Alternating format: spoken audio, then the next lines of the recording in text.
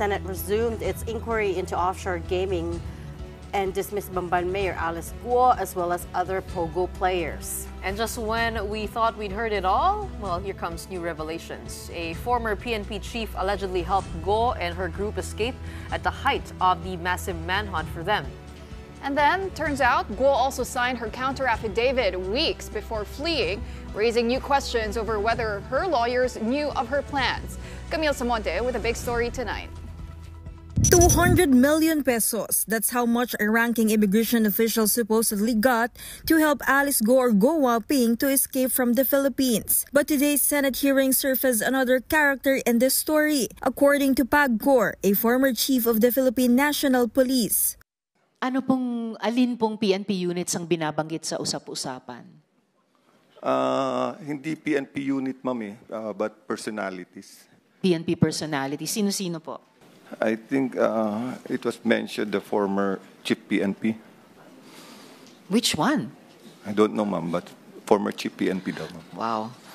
The alleged bribery trickled down to police personnel who received monthly payoffs from a former mayor involved in Pogo operations. All these players will remain unnamed until the PNP verifies the information. But Senator Ronald Bato de la Rosa couldn't wait and jumped in to make sure his name is cleared. Pwede bang malaman kung sino itong former chief PNP? I am concerned because I am a former chief PNP. Baka mamaya mayroong lalabas na script dyan na si Bato ay tumatanggap ng pera galing sa'yo. Wala pong ganun pong nangyayari. Sigurado ka? Sigurado po ako. The other big revelation today was that turns out Guo pre-signed the last page of her counter-affidavit in early June, a few weeks before leaving the country and more than a month before the papers were actually sent to be notarized. Yung last page po ng document po, na-sign ko po. Na-sign mo saan? Na-sign ko po bago po ako umalis. Na-sign mo yung bago ka umalis. Gawa na ba yung affidavit?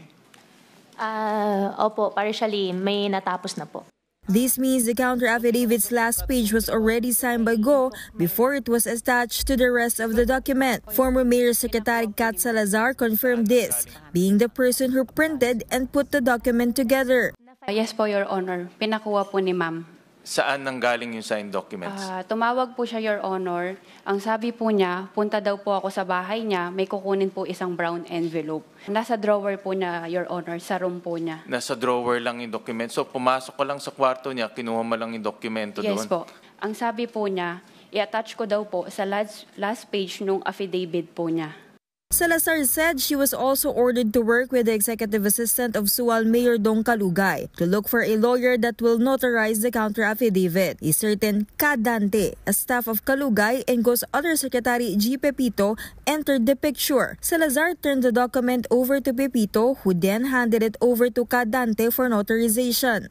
Isang empleyado lang po kami. Sumunod lang po kami kung ano po yung instruction sa amin. Regarding naman po doon kung alam po namin, actually po, yung totoo po, hindi po talaga namin alam kung nasan po si ma'am.